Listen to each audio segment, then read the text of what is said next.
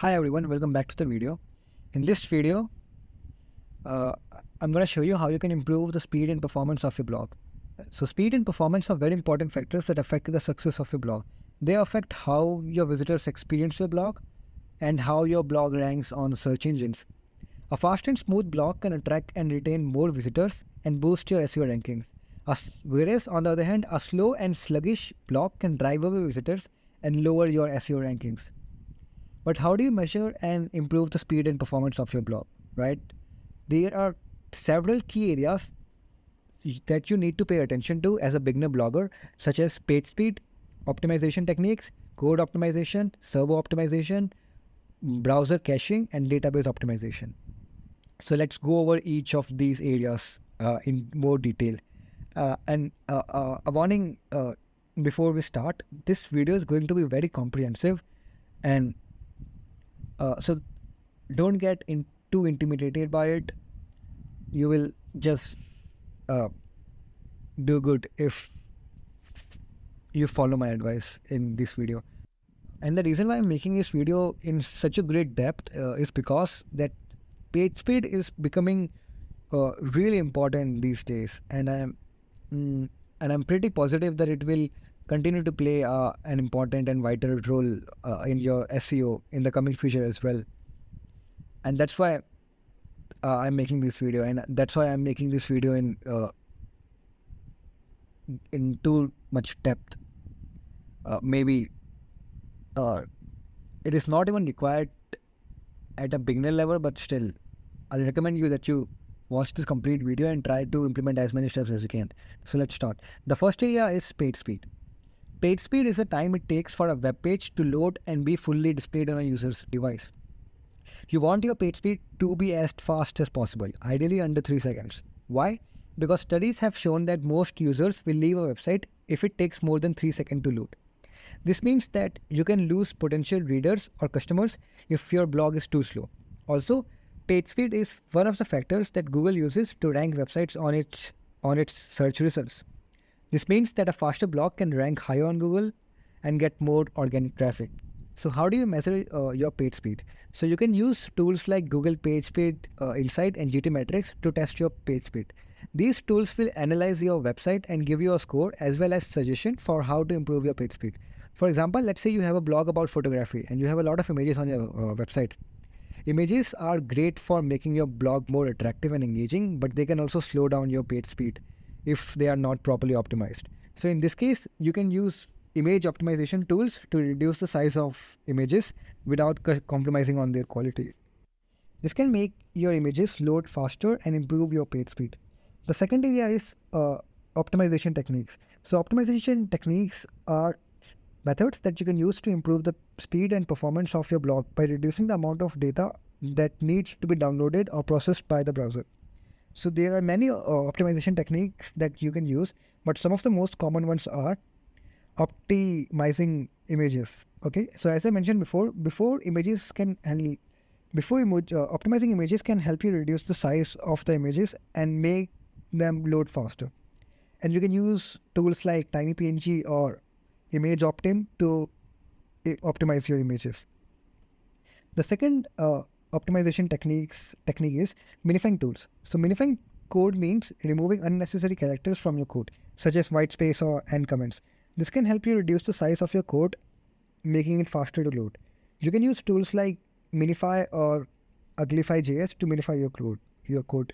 The third is using a CDN, a content delivery network. So a CDN is a network of servers that deliver content to users based on their geographical location. This can help you improve the speed of your blog by reducing the distance between the user and the server that hosts your content. And you can use services like Cloudflare or Amazon CloudFront to set up a CDN for your blog. The fourth optimization technique. So keep in mind that we are still talking about optimization techniques. Optimization techniques have four common techniques, and I'm talking about the fourth one now. The fourth technique is implementing caching. So caching means storing a copy of your website on the visitor's device so that they don't have to download it again when they come back to your site. This can help you improve the performance of your blog by reducing the amount of data that needs to be downloaded each time the visitor visits your site. You can use plugins like W3 WP Rocket or W3 Total Cache to implement caching on your blogs. And mind you, these plugins may change in the future. Okay, so new plugins are coming in every day, and it's completely possible that the plugins that work great by the time you're watching this video are different than the one that I have discussed in this video. So the third area is, so these were all about the uh, optimization techniques. Now let's talk about the third point. The third point is code optimization, and this can be completely optional for you. Okay, so code optimization means writing clean, well structured and efficient code for your blog. So clean code is easy to read and understand, which makes it easier to maintain and debug in the future. Well structured code is organized and follows best practices, which makes it easier to modify and extend in the future. Efficient code is optimized for the web, which makes it easy to load and execute. But because most of you will be using WordPress as your blogging platform, I'll not go in too much into depth on this point, code optimization. Let's talk about the fourth point. The fourth area is server optimization. So server optimization means configuring your server resources and settings to ensure that your blog runs smoothly and efficiently. Your server is basically the computer that hosts your website and delivers it to the visitor. The performance of your server depends on various factors, such as the amount of RAM and CPU available, the type of hosting plan that you have, and the settings of PHP and MySQL, which are the programming languages and database system that power your blog. So how do you optimize your server? You can follow some general guidelines, such as the first is choosing a suitable hosting plan. So depending on the size and traffic of your blog, you may need different types of hosting plan. For example, if you have a small or new blog, then you can choose a shared hosting plan, which is cheap and easy to set up. But it means that you are sharing your server resources with other websites. And I have mentioned this before in the previous videos as well. This can affect your blog's performance if the server is overloaded or if there are any issues with other websites. If you have a large or popular blog, then you can choose a VPS or dedicated hosting plan, or you can also use cloud hosting, which gives you more control over the server resources and allows you to configure them to better handle the traffic load on your site. The second point under server optimization is configuring PHP and MySQL settings. So PHP and MySQL are the programming languages and databases system that power your blog. They have various settings that affect how they run and interact with your blog. For example, PHP has settings such as memory limit and maximum execution time, which determine how much memory and time PHP can use to run your blog's script. MySQL has settings such as cache size, and table cache size, which determines how much memory MySQL can use to store and retrieve data from your blog's database. You can optimize these settings by editing the php.ini and my.cnf file on your server, or by using plugins like WP Optimize or WP DB Manager. But if you're just beginning and if you don't know a lot of code, and if you're not familiar with of what you're doing, if you're not familiar, if you're not good with the tech part, then I'll advise you to not take this step. Just skip this step. Okay, just skip this entire point, that this entire server optimization part. You can completely skip it. It will not make that much of a difference if you're just beginning, and do it if you know what you're doing, or if you can take a help of someone who is eligible to do this, who is experienced in doing this. The third point is, but nevertheless, I will tell you all the points because I have a completely different audience that I have to cover. Some of the people who will be watching this video are maybe pros, and these points will help them. So the third point is monitoring your server's performance.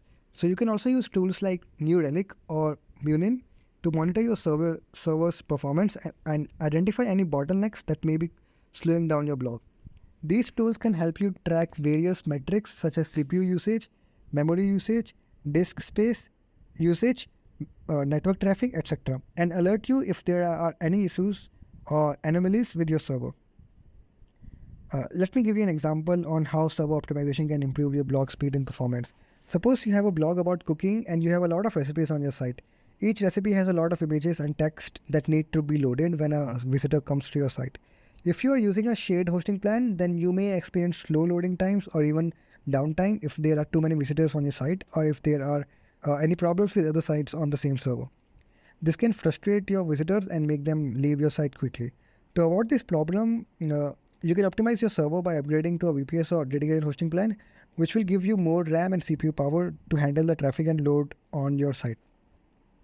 You can also optimize your PHP and MySQL settings to make sure you are using the optimal amount of memory and time to run your blog script and queries.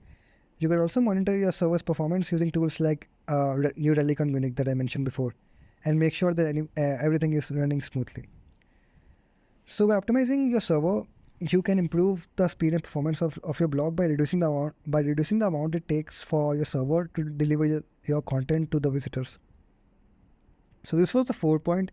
Now let's talk about browser caching. The 5th point is browser caching, and I've mentioned it briefly in the 2nd point before as well, but I'll talk about it in detail because it's a very powerful option for you. So browser caching is a technique that stores resources such as images and JavaScript files on the visitor's browser, reducing the time of data that needs to be downloaded for each visit. Okay, I mentioned this before as well. This can significantly improve the speed and performance of your blog as it reduces the time amount of data that needs to be transferred between the server and the visitor's device. So how do you configure browser caching? You can configure browser caching by adding appropriate headers to your website, such as the expires or cache control headers, which instruct the browser to cache specific resources for a certain period of time. For example, if you have an image that doesn't change frequently on your site, you can add an expires header to tell the browser to cache that image for a year. This means that the browser will not download that image again for a complete year unless the visitor clears their cache or the image changes on the server. You can also use plugins like W3 Total Cache, and these plugins have option to change the cache period and enable browser caching for your blog. And these allows you to configure browser caching for your blog. And they also have other features such as minification and gzip compression. Okay, minification is a technique that removes unnecessary characters from your code, such as white space and comments. So that's basically minifying your code. And gzip compression is a technique that compresses your code to reduce the size of your code. These techniques can also help you improve the speed and performance of your blog by reducing the amount of data that needs to be downloaded. So let me give you an example of how browser caching can improve your blog's speed and performance. Suppose you have a blog about fashion and you have a lot of images and JavaScript files on your site. Each time a visitor comes to your site, they need to download these resources in order to view your content. This can take a hell lot of time and bandwidth, and especially if the visitor has a slow internet connection or a mobile device. To avoid this problem, you can configure browser caching by adding headers to your website using plugins like W3 Total Cache. And again, these plugins can change in the future. New plugins and new and more better plugins can come in the future by the time you're watching this video. So these plugins, what they do, if you enable browser caching, and this will tell the browser to store these resources on the visitor's device so that they don't have to download them again when they come back to your site, or if they open a different page. Okay, even if they go on a different page and if the different page also has some resources which the device has already downloaded, such as the website logo, the image in the footer, then it will be faster for the visitor to load the next page that they visit. So by configuring browser caching, you can improve the speed and performance of your blog, again by reducing the amount of data that needs to be downloaded. Now let's talk about the 6th point, and that is database optimization. So database optimization means cleaning and optimizing your blog's database, which is where your blog's data such as post, comments, settings, etc. are stored. Your blog's database can affect the speed and performance of your blog, as it needs to be accessed and queried every time a visitor comes to your site. If your database is large, cluttered or corrupted, then it can slow down your blog and cause errors. So how do you optimize your database? You can optimize your database by regularly cleaning and optimizing your database tables, as well as using tools such as PHP to identify and fix any issues with your database. Cleaning and optimizing your databases tables means removing any unnecessary or redundant data from your database, such as spam comments, post revisions, transients, etc. So we'll talk about post revisions. Okay, so I'll tell you here also. Post revisions basically means when you have posted any blog post, and if you make any edit in that blog post, then WordPress saves a copy of your first version in the database. So that's a revision. So if you have made 20 changes in your blog post, then WordPress has all those 20 changes. WordPress do it so you can revert back your changes if you want, but that changes basically uh, basically take a lot of unnecessary space on your database. So it's uh, important that you delete those if you don't need them. And you also have to repair any damaged or corrupted tables if you have any. So this can also help you reduce the size of your database and improve the performance. You can also use caching techniques such as query caching to reduce the number of time your blogs need to access the database. Query caching means storing the result of common or repeated queries in memory so that they don't have to be executed again and when they are requested. This can help you improve the performance of your blog by reducing the amount of time it takes for your blog to retrieve data from the database. Let me give you an example of this, of how database optimization can improve your blog speed and performance. Suppose you have a blog about gaming and you have a lot of posts and comments on each of your blog post. Each time a visitor comes to your site, they need to access and query your database to view your content and the comments. If your database is large or cluttered with unnecessary data, then it can take a long time for your blog to retrieve the data from the database, and this can slow down your blog and make it less responsive. To avoid this, you can optimize your database by regularly cleaning and optimizing your database by using plugins like WP Optimize or WP DB Manager that I mentioned before as well.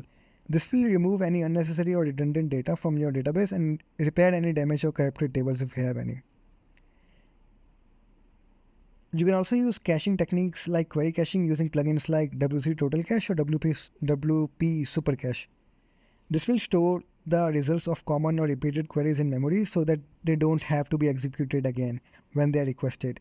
This will reduce the amount of time it takes for your blog to retrieve data from the database. So these are the steps that you can take to improve the speed and performance of your blog. These are, once again, I'll revise it for you: server optimization, browser caching, database optimization, and some others as well. So by paying attention to these areas, you can make your blog faster and smoother, which can improve your user experience and SEO rankings. So these was all about this video. The action steps of this video are: go through each of the points and implement as many points as you can, right? And if you want to know more about this topic, if you want to get the notes of this topic, if you want to know the common mistakes that people make which is related to this topic, then do check out this book. This book is the source material on the basis of which I have made this complete course and on the basis of which I make all my videos. This book is filled with practical knowledge, practical tips, and I recommend all of you to check out this book. Okay, so do check out this book and keep watching, and I'll see you in the next one. So before going, I would like to tell you something, that don't get intimidated by all these points. All these points are not necessary for you to implement on the first day if you are just starting out.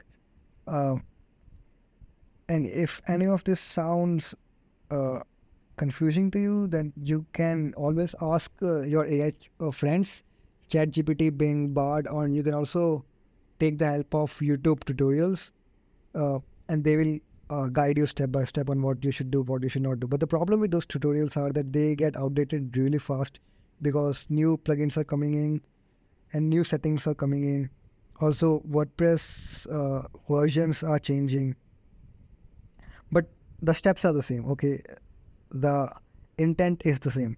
You have to you have to optimize your images, it will remain the same. The plugins may change. You have to optimize your servers, the plugin may change, the functions may change, the settings may change, but you have the final outcome is same, that you have to optimize your database, you have to optimize your PHP.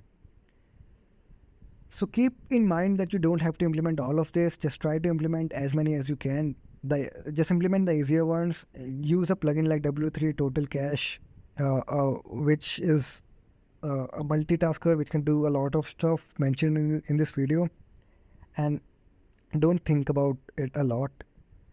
And don't make the mistake of adding a bunch of plugins which do the same thing. Okay, so don't add 2-3 plugins, one for database, one for image caching, one for minifying your code.